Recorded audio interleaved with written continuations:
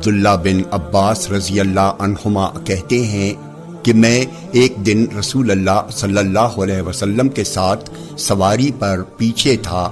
آپ نے فرمایا، اے لڑکے، بے شک میں تمہیں چند اہم باتیں بتلا رہا ہوں، تم اللہ کے احکام کی حفاظت کرو، وہ تمہاری حفاظت فرمائے گا۔ تم اللہ کے حقوق کا خیال رکھو، اسے تم اپنے سامنے پاؤ گے۔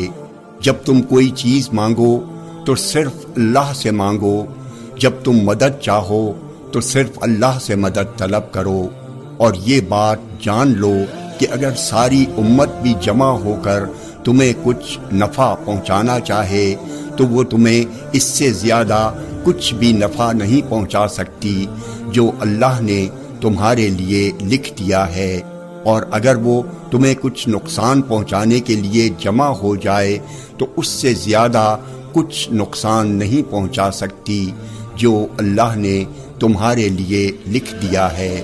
قلم اٹھا لیے گئے اور تقدیر کے صحیفے خشک ہو گئے ہیں۔